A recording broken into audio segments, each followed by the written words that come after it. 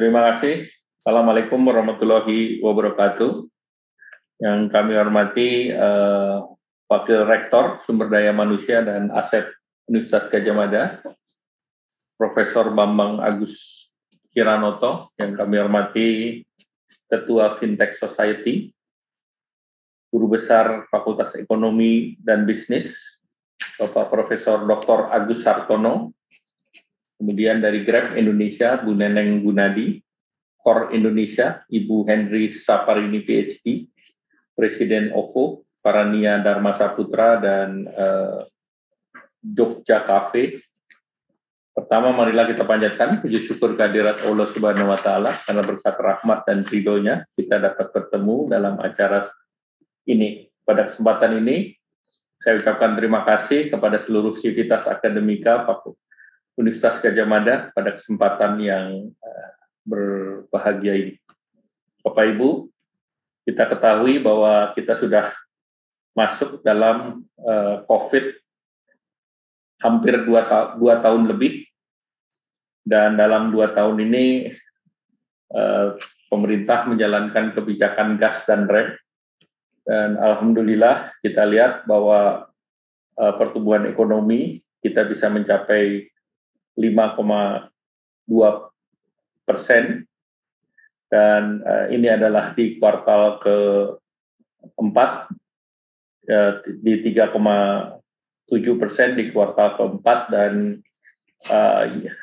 di kuartal keempat kita bisa capai 5%, sedangkan secara year on year-nya 3,7%.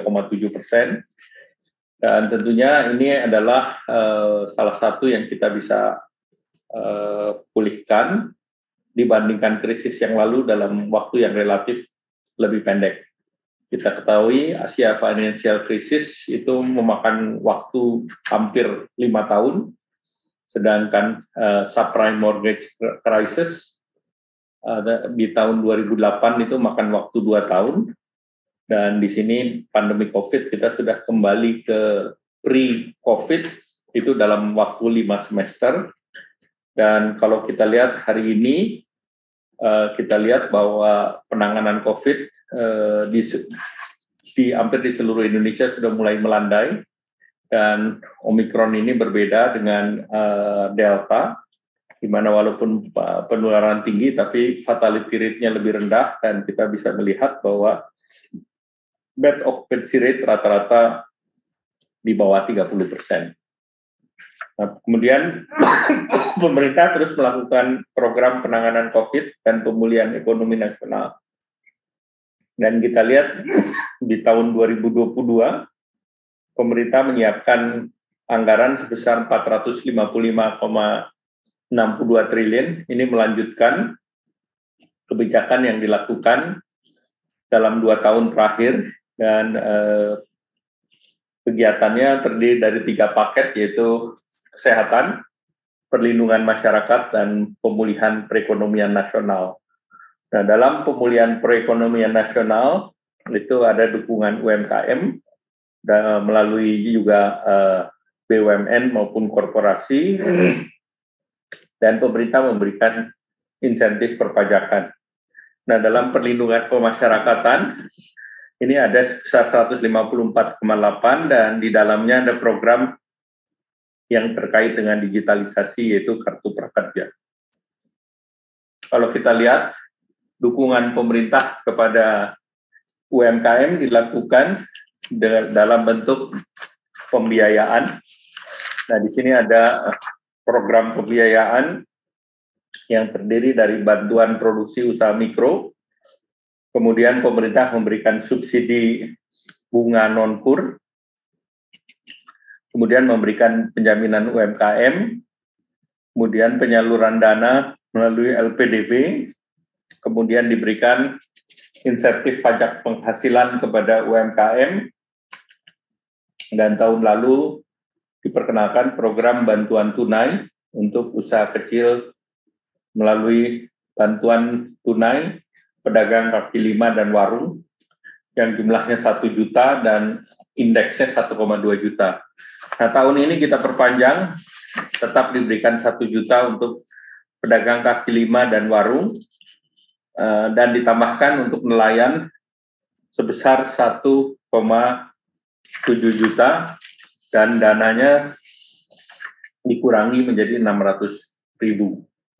Nah, di samping itu juga pemerintah memberikan kredit usaha rakyat, dan kredit usaha rakyat keseluruhannya sebesar 373 triliun, dan ini meningkat dibandingkan tahun lalu yang 283 triliun, dan tentunya ini sampai dengan akhir tahun diberikan bunga sebesar 3%. Nah, kemudian pemerintah juga mendorong digitalisasi daripada bantuan sosial yang melalui kartu prakerja, di mana kartu prakerja ini untuk pertama kalinya dilakukan dengan tujuan untuk meningkatkan kemampuan digital, kemudian diberikan juga bantuan semi bansos, dan saat sekarang ini sudah diakses dan dijalankan oleh 11,4 juta masyarakat dalam 2 tahun, dan ini yang mendaftarnya lebih dari 85 juta, dan tentunya ini mendorong bahwa masyarakat yang terdampak akibat daripada pemutusan hubungan kerja maupun yang belum bekerja, ini bisa melakukan pelatihan melalui kartu prakerja, dan ini juga mendorong digital literasi di mana payment-nya langsung kepada e-wallet masing-masing peserta. Jadi ini satu-satunya program yang langsung dari perbendaharaan negara ke e-wallet daripada peserta. Dan ini diakses dari Sabang sampai Merauke, dari Miangas sampai Pulau Rote. Jadi ini betul-betul membuktikan bahwa jangkauan akses infrastruktur digital sudah bisa tercapai, dan juga seluruh wilayah pemuda-pemudi kita bisa menikmati program ini, dan sekaligus membuat juga platform tentang pendidikan. Selanjutnya kita lihat bahwa perekonomian digital terus tumbuh. Kalau kita lihat di tahun 2020 itu adalah 40 miliar dolar. Di tahun 2021 dengan COVID ini terjadi transformasi, di mana di tahun 2021 kemarin adalah 70 miliar, dan kita perhitungkan di tahun 2025 ini bisa mencapai 146 miliar US dollar hanya di Indonesia. Namun kalau kita lihat ini adalah 40% dari ASEAN. Di ASEAN sendiri di tahun 2025 diperkirakan sekitar 363 miliar. Dan kita ketahui bahwa Indonesia adalah negara digital terbesar di ASEAN. Kemudian kita lihat bahwa beberapa distribusi sektor besar, ini kita mempunyai total populasi yang besar dengan penduduk Indonesia yang menggunakan alat-alat elektronik ini terus bisa mencapai 212 juta, dan tentunya ini potensi usia produktif yang 191 juta, dan yang terbanyak adalah generasi Z sebesar 76 juta, dan generasi milenial mendekati 70 juta. Dan beberapa sektor yang terus tumbuh adalah e-commerce, fintech, education, dan health tech. Yang health tech sebelum COVID ataupun di awal COVID di tahun 2020 itu penggunanya masih sekitar 2 juta, dan ini meningkat 20 kali di tahun 2021. Kemudian kalau kita lihat dari jumlah UMKM, ini memang masih mayoritas masyarakat dan usaha kita masih UMKM. Namun kita lihat entrepreneurship di Indonesia masih kurang dari 4%. Nah, ini yang kita harus dorong, bahwa entrepreneurship itu meningkat menjadi 5%. Nah, kemudian UMKM juga perlu didorong agar mampu menjadi smart society dan second wave disruption yang didukung oleh digitalisasi itu masuk ke semua sektor, termasuk agriculture, food technology, health technology, education technology, kemudian juga terkait dengan interactive experience dan games, dan tentunya digital banking dan fintech. Pemerintah terus mendukung UMKM sebagai sebuah ekonomi digital. Oleh karena itu, pemerintah terus mendorong agar UMKM bisa bertransformasi.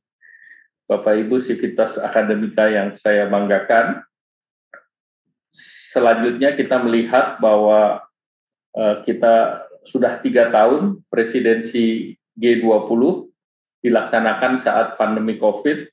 Yang pertama presidennya adalah Arab Saudi, yang berikut adalah Italia, dan Indonesia adalah yang ketiga. Tentu tantangan kita sekarang tidak hanya terkait dengan pandemi COVID, namun juga ada perkembangan geopolitik, terutama terjadi perang di Ukraina, yang tentu akan mewarnai daripada kepemimpinan G20 Indonesia nanti sebagai tantangan global.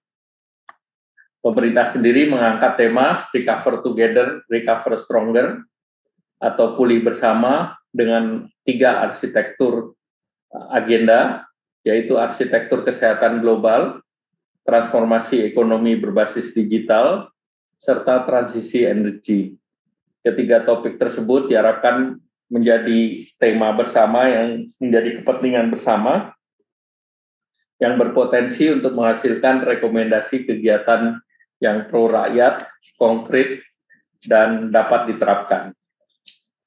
Terdapat 438 kegiatan selama presidensi G20 yang tersebar di 25 kota, dan ini diharapkan konsumsi dalam negeri bisa meningkat 1,7 triliun, meningkatkan PDB nasional sebesar 7,4 triliun, dan melibatkan UMKM sebanyak 33.000 di berbagai sektor. Nah, secara keseluruhan ini value-nya atau nilainya 1,5 sampai 2 kali lebih besar daripada IMF World Bank Annual Meeting di Bali di tahun 2018 yang lalu. Selanjutnya, pemerintah terus komitmen untuk meningkatkan kualitas SDM melalui transformasi ekonomi dan tentunya koordinasi dan sinergi dengan seluruh stakeholder, termasuk perguruan tinggi. Ini menjadi sangat penting dan kami berharap bahwa betul-betul perguruan tinggi bisa memanfaatkan situasi dan digitalisasi ini. Dalam berbagai perguruan tinggi, pemerintah mendorong dibangunnya co-working space, di mana itu merupakan tempat bagi para mahasiswa untuk meningkatkan inovasinya sekaligus untuk mendorong entrepreneurship. Beberapa percobaan yang dilakukan ataupun beberapa prototipe yang bisa didorong oleh pemerintah, antara lain beberapa waktu yang lalu Kementerian Perindustrian mendorong kerjasama dengan Universitas Telkom dalam membentuk co-working space, dan terlihat daripada co-working space yang diberikan di Telkom ini menghasilkan beberapa entrepreneurs digital yang tangguh. Demikian pula kita melihat beberapa digital yang menjadi unicorn ini juga tumbuh dari para mahasiswa. Kita bisa sebut misalnya Bukalapak itu didirikan oleh mahasiswa-mahasiswa Institut Teknologi Bandung. Jadi mudah-mudahan digitalisasi co-working space ini bisa menginspirasi mahasiswa-mahasiswa di berbagai perguruan tinggi, termasuk di Fakultas Ekonomi dan Bisnis Universitas Gadjah Mada, sehingga dapat melahirkan unicorn baru yang berbasis kampus. Nah, tentu saya berharap bahwa seluruh sivitas akademika daripada Gadjah Mada dapat mendukung terjadinya entrepreneurship dengan target 5%, dan tentunya ini otomatis akan mendukung pemulihan ekonomi nasional. Demikian, terima kasih. Wassalamualaikum warahmatullahi wabarakatuh.